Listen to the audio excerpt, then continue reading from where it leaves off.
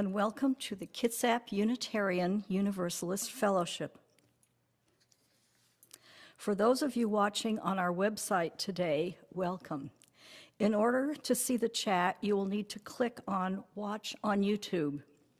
For those of you already watching on YouTube, welcome.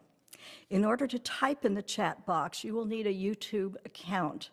For those who need help setting up an account for future services, please contact our tech team after today's service at media@kuuf.org.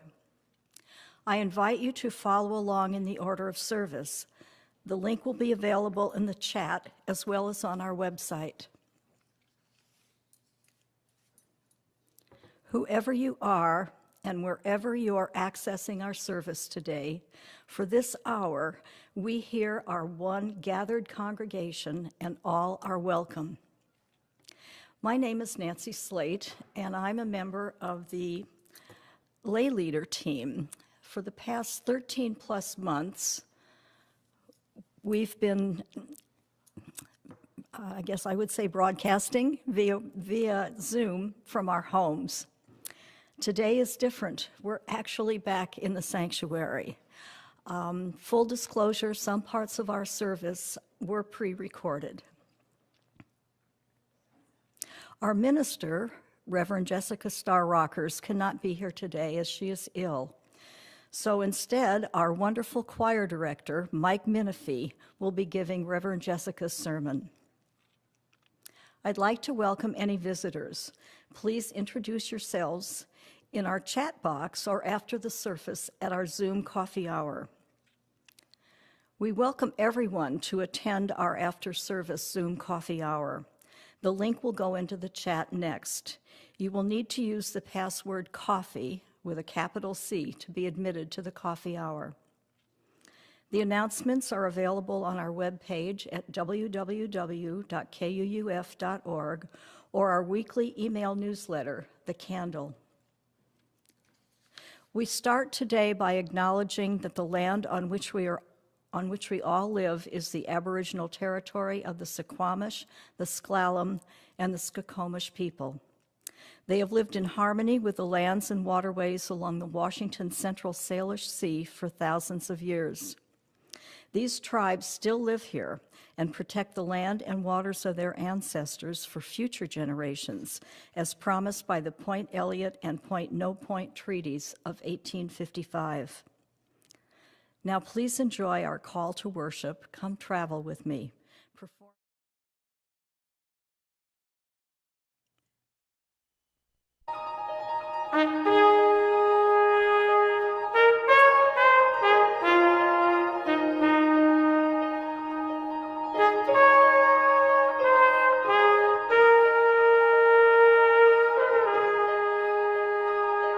Let's go,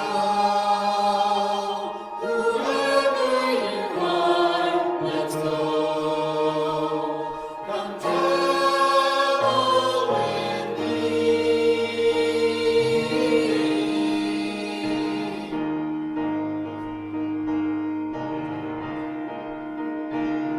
Let's go, whoever you are, let's go.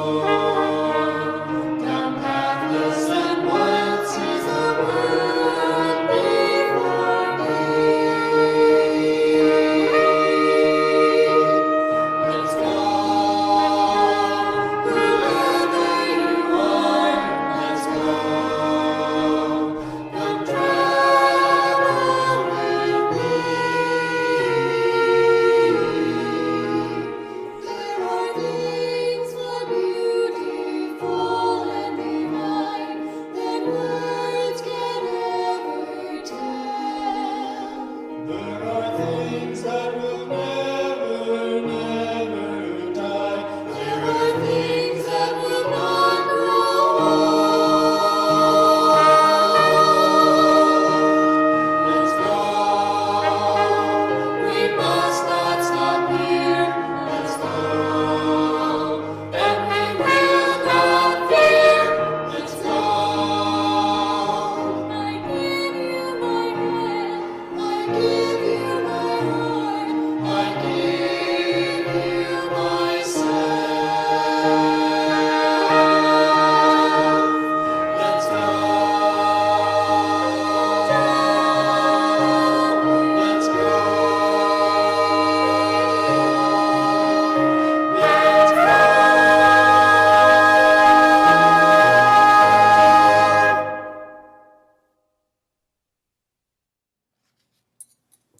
Join me now in lighting our chalice. If you have your own chalice or candle at home, please light it as I read our chalice lighting words. Holy is this place by Maureen Killeran. Blessed is this ground on which we stand. Holy is this place. Holy are the pieces of memory, the places which have formed us, where we store the icons of success and shattered dreams, and gather threads and pieces of what we would become. Holy are the places of memory. Holy are the places of the dream, the places over the rainbow, where all children are wanted and all people are fed, where colors are the source of celebration, and youth and age come to the table as one. Holy are the places of the dream. Holy are the places of change and pain, the places of our struggle, where the rivers of our lives run white and fast, and we hold on and grow. Holy are the places of change and pain. Holy are the places of connection, the places where we risk ourselves, where hands, touch souls, touch minds, and in awareness still, we change our lives. Holy are the places of connection. Holy are the places of becoming, the places of clear vision, where life and world are intertwined and we can see forever in this moment and give thanks. Holy are the places of becoming. Blessed is the ground on which we stand. Holy and whole-making is this place. Please join in singing our opening hymn, number 1003 in our teal hymnal, Where Do We Come From?, performed by Alina Hemingway, Brian Kinney, and Mike Minifee. The lyrics will appear on your screen.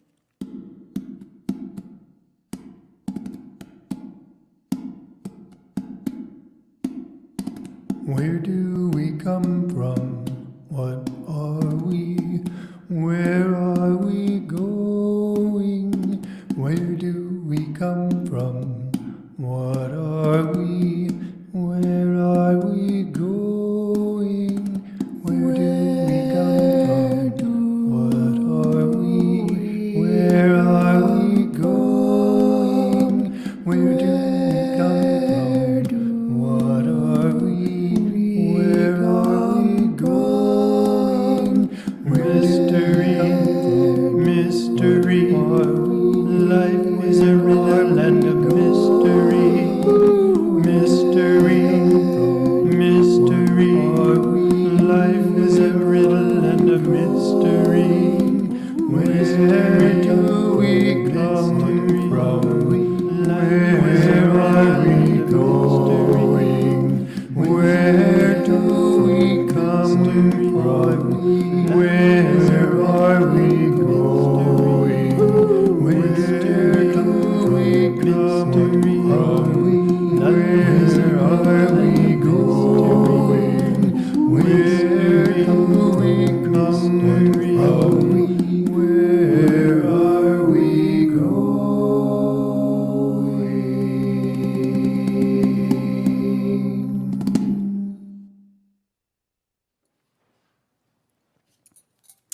Please join me now in our spoken affirmation.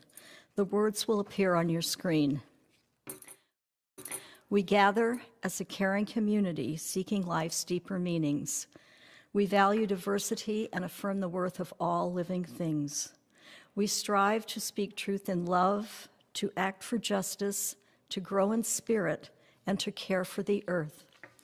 We celebrate with open hearts and minds the creative power that sustains and transforms us.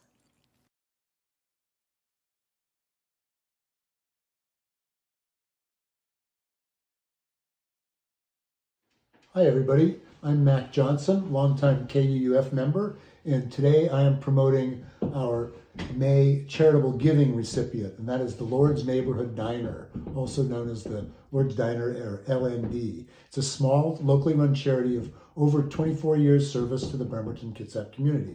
It's currently run by a volunteer board of directors that includes its president, Eric Harold, and other KUF members, Vernita Byron and me. Our goal is simple: a nutritious Saturday meal available to everybody who needs it, along with showers, used clothing, and social services information. Our clientele is people experiencing homelessness, people who are low income, or who have various disabilities. They really need this meal. This Lord's Diner project is part of a countywide network that gives a meal somewhere in Kitsap County every day of the week. All of this nutritional support for our neediest people fell apart during the pandemic. When everything locked down, all daily meal service by charities ended. The only meal service for poor and homeless folks currently is the Salvation Army and the Kitsap Rescue Mission.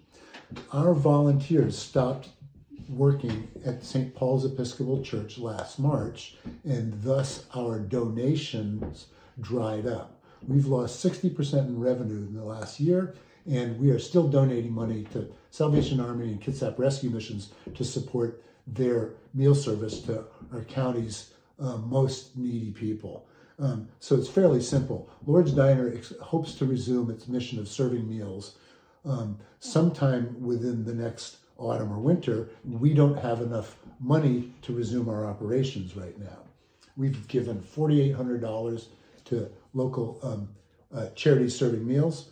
We have insurance and freezer and food costs, and we'd really love some revenue support so we can resume our operations again.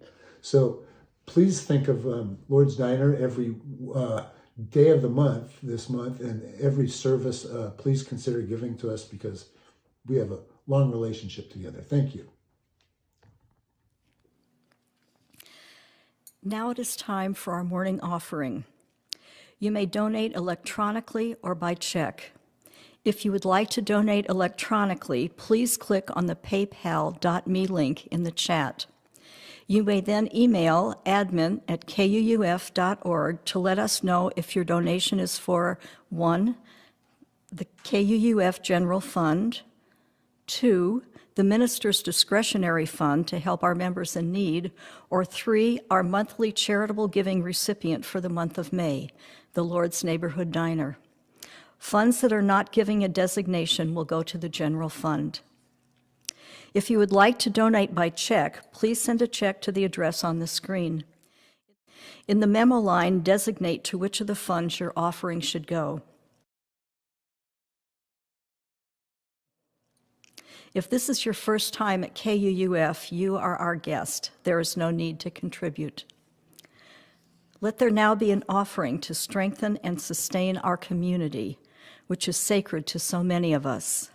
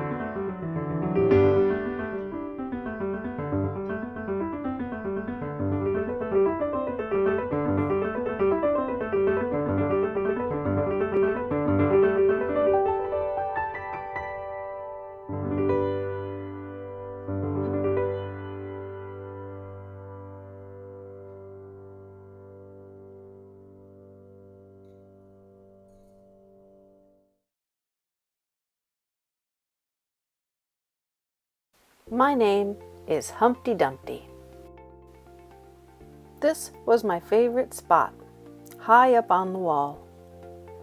I know, it's an odd place for an egg to be, but I loved being close to the birds. Then one day, I fell. I'm sort of famous for that part. Folks called it the Great Fall, which sounds a little grand. It was just an accident, but it changed my life. Fortunately, all the king's people put me back together again. Well, most of me. There were some parts that couldn't be healed with bandages and glue. After that day, I became afraid of heights. I was so scared that it kept me from enjoying some of my favorite things. I walked past the wall every day, and I would think about climbing the ladder again. I really missed the birds and being high above the city, but I could never do it because I knew that accidents can happen. I eventually settled for watching the birds from the ground.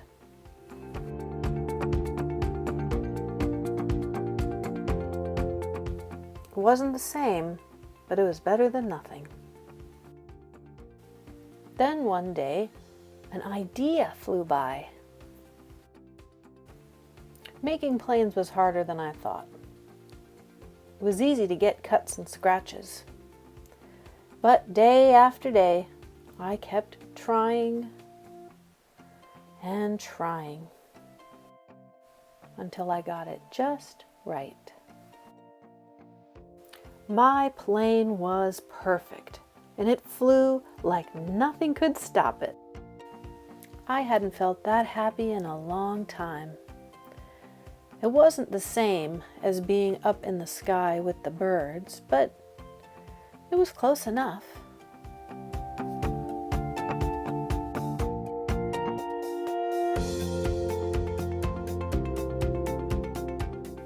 Unfortunately, accidents happen.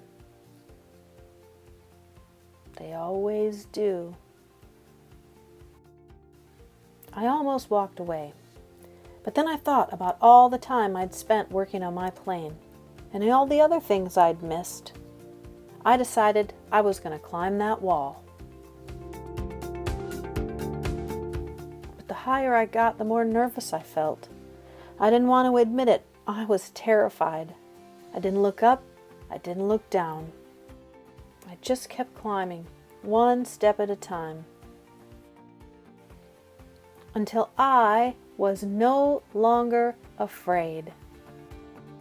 Maybe now you won't think of me as that egg who was famous for falling. Hopefully, you will remember me as the egg that got back up and learned how to fly.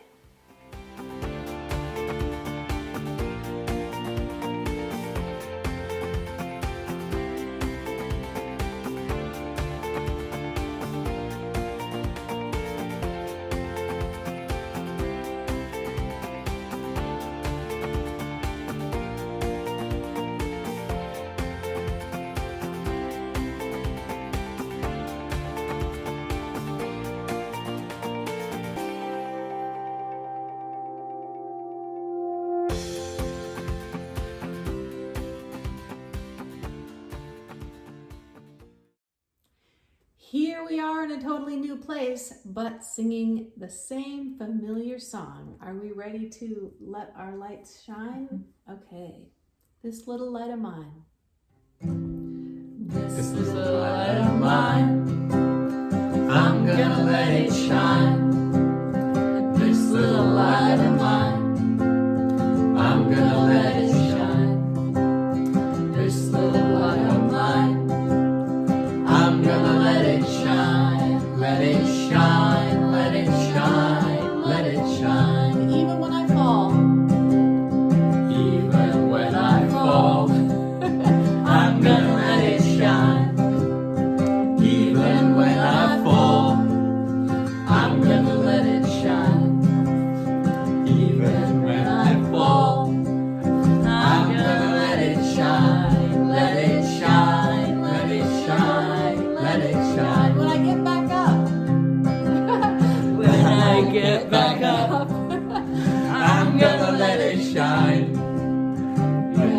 get back up, I'm gonna let it shine. When I get back up, I'm gonna let it shine, let it shine, let it shine, let it shine. This little light of mine. This little light of mine, I'm gonna let it shine. This little light of mine, I'm gonna let it shine. This little light of mine, I'm gonna let it shine. Let it shine, let it shine, let it shine. Let it shine, let it shine, let it shine. Nicely done, nicely done.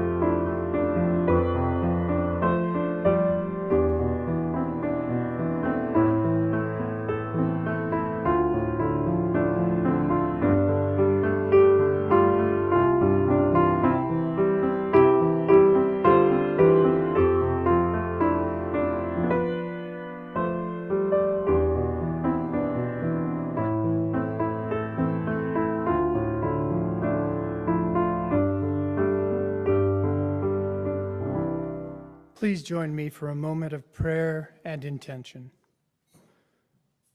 Spirit of life and love, we are grateful for this community we share.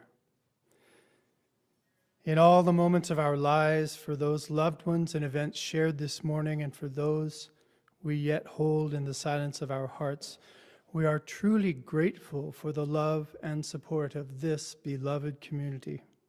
May the Spirit of life and love bring peace to us all.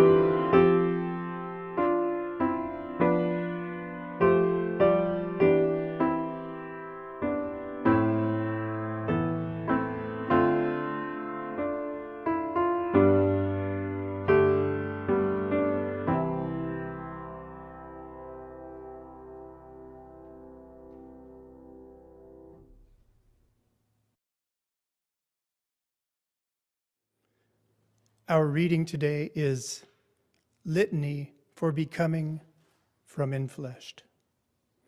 To become is a lifelong process. Nothing is constant, not even the self. We evolve in the midst of narratives meant only for some.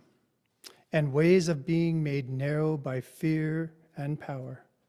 We must then have the courage to listen to the truth of our own lives, to the wisdom that comes from within, responding without resistance or need to control, but with welcome and curiosity. This is what ensures our becoming is an unfolding of our truest self.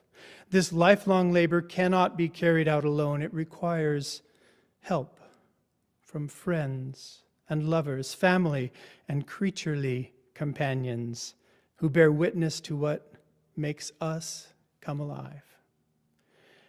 And say to us, listen, look, feel, pay attention to that. This is loving and being loved. Telling the stories, sharing the memories, giving thanks for the relationships, understandings, and experiences past that have shaped us to this day. This is loving and being loved. Celebrating new beginnings that excite, holding risks together, leaning into unknowns with the promises of support and companionship. Many. This is loving and being loved. One. Listening to the future calling uniquely to each of us in the midst of all of life's noise, helping one another find our place in the shared labor of our collective life, supporting each other in what it is the world's ache is asking from us. This is loving and being loved. To say for the first time, this is who I am. This is the truth of my body. This is what I know about myself. This is my name, and this is where my path is leading me. And to have it heard, have it received, have it affirmed, and then to say it again and again as we change and as the world changes, and to have each proclamation greeted with an open-armed embrace. This is loving and being loved. There is no me without you. We shape one another. The sacred that birthed us weaves our lives together so that we can only find ourselves through shared becoming. For my journey and all its winding ways, for yours. For all the saints who labored for what is, for all the kin whose lives made ours possible, for all those yet to come, for whom living our truths today will mean breaking possibilities open for them tomorrow, we pause, we give thanks, we acknowledge. This is loving and being loved.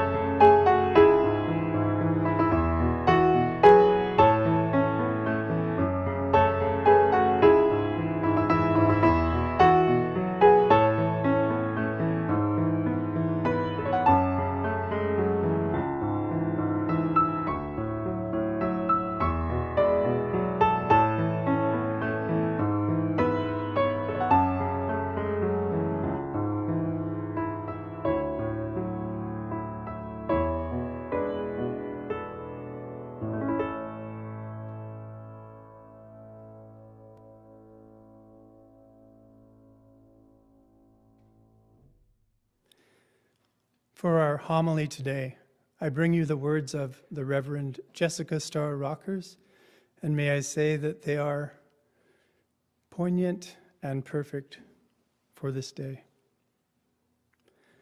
The creek was always our nemesis, or the crick as we sometimes called it in rural Illinois. It ran along the backyard of my childhood home, separating our house from the cornfield that led to my grandmother's farm. Before my father built a bridge, the only way to cross the creek was over a rickety plank, and God forbid the dog tried to cross at the same time. You'd end up having to return home covered in creek water. And the creek wasn't good. It was basically runoff from the local farmers' fields, and it turned more than one pair of my white socks completely green. For most of my childhood, on rainy days, we'd watch the creek, monitoring whether it was going to rise enough to spill into our daylight basement. And early one morning, when I was 12 years old, it finally did. The basement had flooded. We stored everything in that basement, all our games and toys, all the clothes we'd outgrown, canned food and farm tools and family memories. We rushed downstairs that morning to see it all floating in the foamy depths of the creek water, our washer and dryer bobbing almost ceiling high, still plugged in. All we could do was wait for the water to go down and hope it didn't come into the rest of the house. When it finally stopped raining, all the floodwaters receded. My extended family came over and we began the task of clearing and sorting. Our backyard looked like a very sad garage sale. Some things could dry out. Some things would have to be trashed. I remember finding a box of old family photographs, all wet and stuck together. My mother carefully peeled them apart to set them on the countertop in the kitchen to dry. These survived the flood at the house where I grew up, she said. An image of my grandmother in high school, covered in ancient water stains, saved again. This was before digital photos or storing things in the cloud. Those photos were the only copy. You might be wondering why we kept such precious things in the basement when we knew it could flood. And all I can say is, remember the days before the pandemic? When we showed up places obviously sick and coughing on one another, it was kind of like that. Because the basement had never flooded before. It was an abstract fear. We held a false sense of security. And this is how it is with natural disasters. You don't think it's possible. It's possible, but improbable. The flood, the fire, the global pandemic, and like Humpty Dumpty, after you fall and get cracked up, after the Queen's people or the doctors or the vaccine scientists put you back together again, you have some choices to make. The first question after a disaster, of course, is everyone okay? Who is here? Who remains? Who are we now? And then you begin to sort through what's left. What can be salvaged? What is most precious and deserves our time and energy? What's possible? And in the midst of these questions, in the midst of change that has come without warning, without proper preparation, without consent, you grieve. Grieving becomes a skill.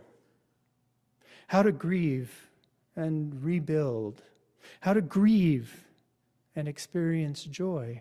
How to grieve and still believe and still go on. Here today, back in the sanctuary, it is clear to me we have made one decision. Like Humpty Dumpty, we have begun to climb the ladder. Climbing the ladder can be precarious, of course. There's the danger of falling again, and in many ways, we are definitely safer on the ground. But there is something that calls us to climb, something that calls us to try. We want to be together again. We want to be together in this space. Though it has changed, though our feelings about it have changed, though we have changed, here we are. Here we are.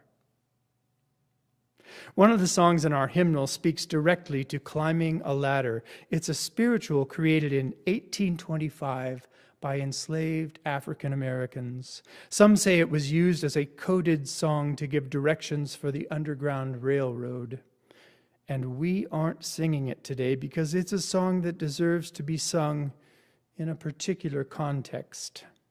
But the story it comes from is in the Hebrew Bible, the story of Jacob, a descendant of Abraham and the father of the 12 tribes of Israel. The story goes that he dreamt of a ladder that climbed to heaven. Led Zeppelin's song, Stairway to Heaven, is another telling of this story. And in all the versions of this myth, in all the retellings and all the songs, the ladder represents a liminal space, the space between what was and what will be. It's a transitional space. We have let go of the world we knew and not yet reached what we will become. And so here we are in the middle, holding on to neither, holding on to the ladder, trying not to look up or look down, but just focusing on each rung, pausing to catch our breath, pausing to rest, pausing to assess, and then getting on with it. Whatever we encounter when we get to the other side, when the waters of the flood have fully receded and we can enter this space together again, we know we will have to be adaptable. This is what evolution has always required of us as creatures of the interdependent web: adaptability. I look around in this room at the people on the other side of this camera, and I am looking at some adaptable people. And I'm looking at the camera, and I imagine all of you sitting in your homes, watching on YouTube today instead of Zoom, and I'm looking at some adaptable people. So we know from the very beginning, we learn to adapt. It's a skill we have spent a lot of time developing in these last 12 plus months, and it is one that will continue to be our primary skill in the months to come. Adaptability is how we get from one rung of this ladder to the next.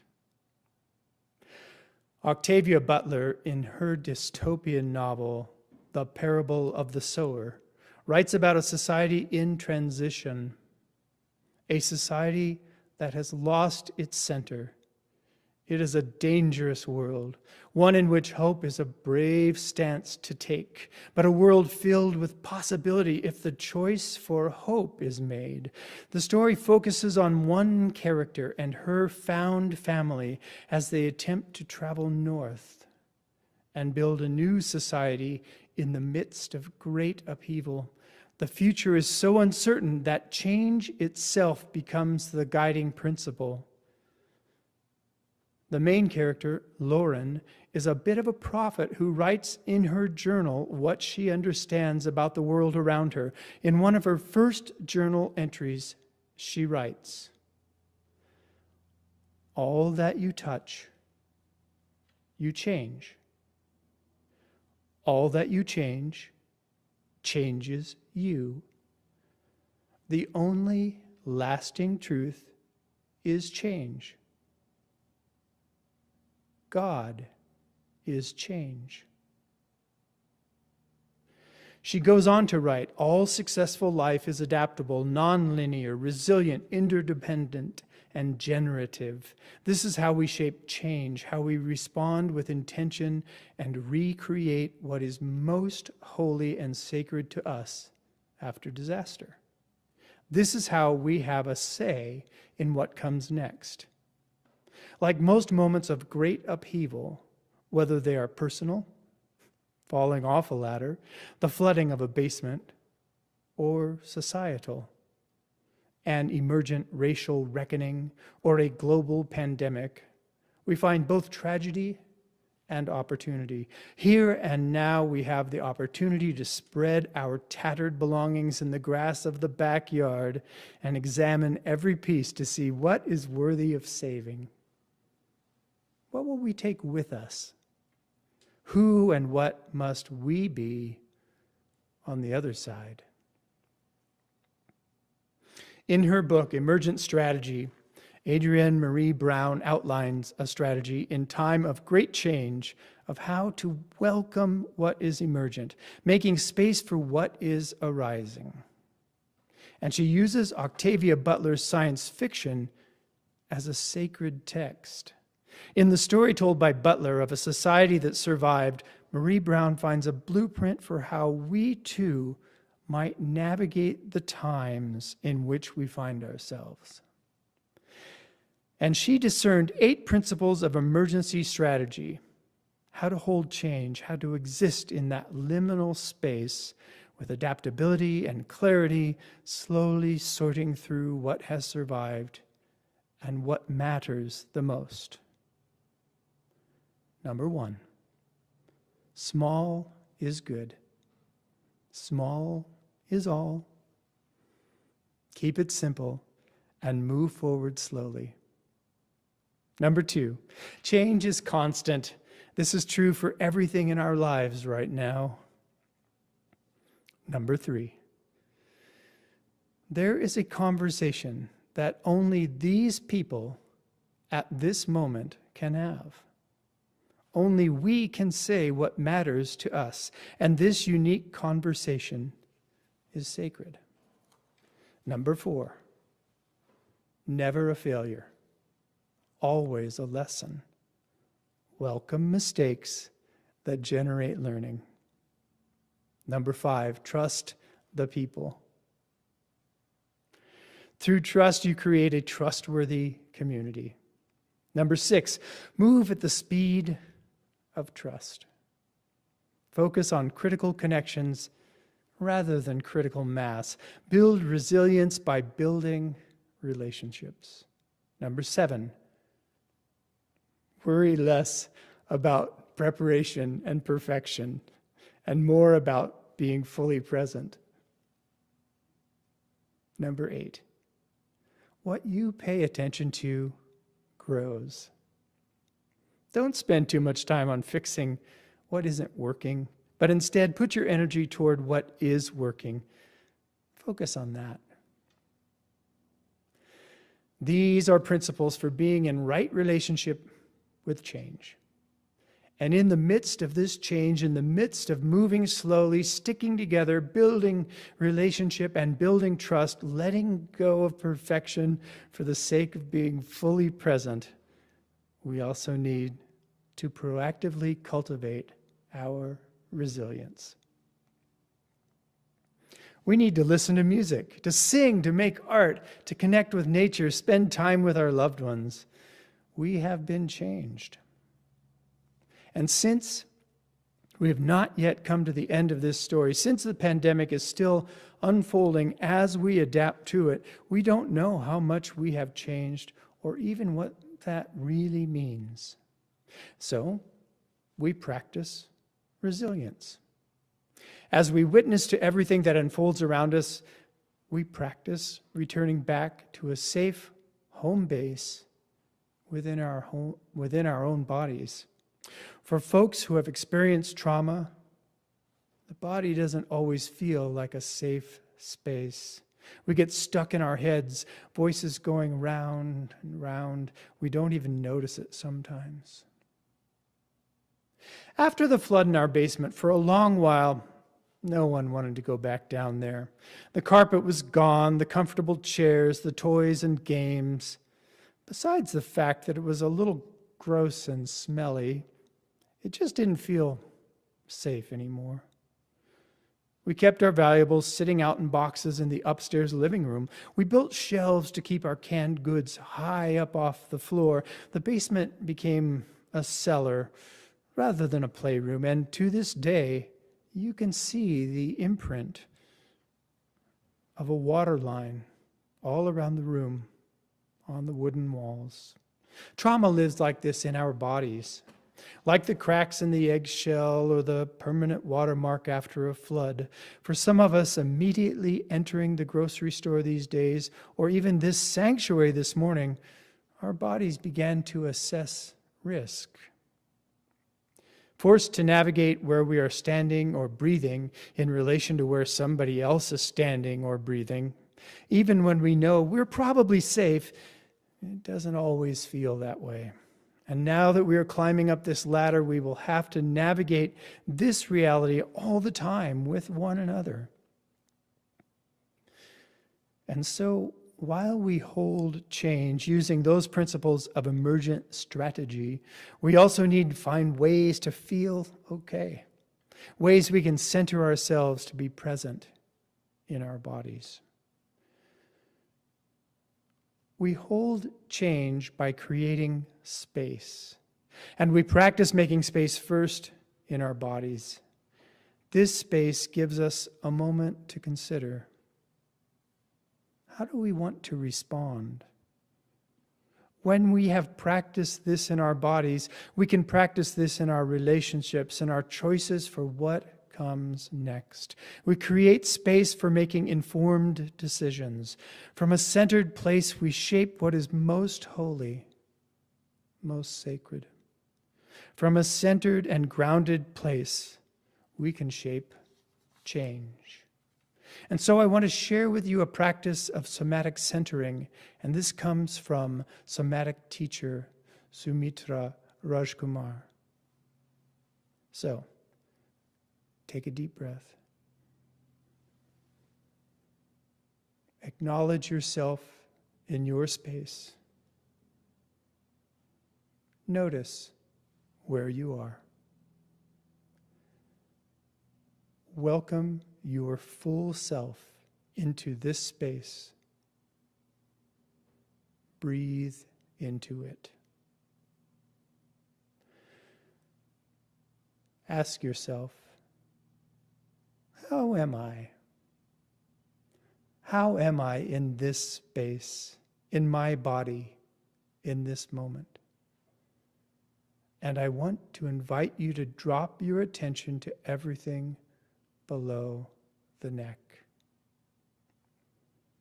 What is the temperature of your body, of the space immediately around it? Notice movement like breath or digestion, any sort of restless twinge. Notice the clothes against your skin, your feet on the ground. Check in with your emotional state, your mood. Calm? Grumpy? Sad? Contented? Come into awareness about how your muscles and joints are doing. Where is there any tightness or slackness? Try to release judgment. Be curious and compassionate with whatever you find. Notice your running thoughts. They are not you. They are with you. Now, bring awareness to your center. You can even put your hand on your stomach. There is self-awareness here as well, not just up in our brains, but in our guts. There is wisdom here. Breathe into this wisdom and imagine it stretching out in front of you.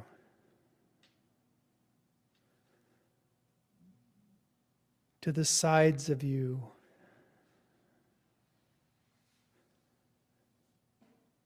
Up above your head.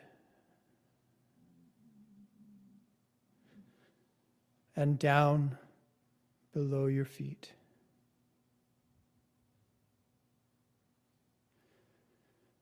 And now, come back into the present moment.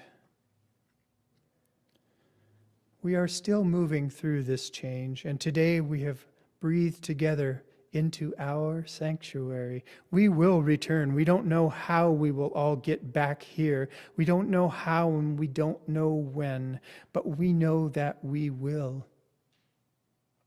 We have begun the climb. And somehow, as we get closer to the summit of this, whatever comes next, we get both closer to grief and closer to joy. Today, let us begin to survey what remains. We commit to caring for one another as we climb out of it, holding that ladder for one another as we carry with us what is most sacred and most holy. These things have survived our relationships, our building, our worship, and our connection to that spirit of life that is greater than any of us as individuals, that spirit of change that we experience together. May we continue to hold lightly as we navigate this time with intention and purpose. For all that is our life, we sing our grateful praise. For all life is a gift that we are bound to use to build the common good and make our own days glad. May it be so. And now please join us in our closing hymn, For All That Is Our Life. The words will appear on your screen.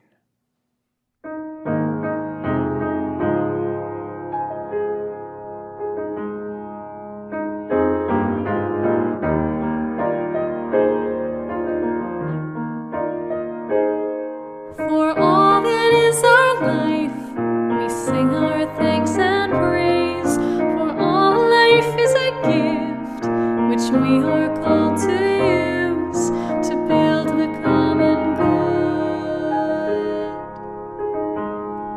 and make our own days glad. For needs which others serve, for services we give, for work and its rewards, for hours of rest and love, we come with praise and thanks. For all that is our life, for sorrow we must bear, for failures, pain, and loss, for each new thing we learn, for fearful hours that pass, we come with praise and thanks. For all that is our life, for all that is our life, we sing our thanks and praise. For all life is a gift which we are called to use to build the common good and make our own days glad.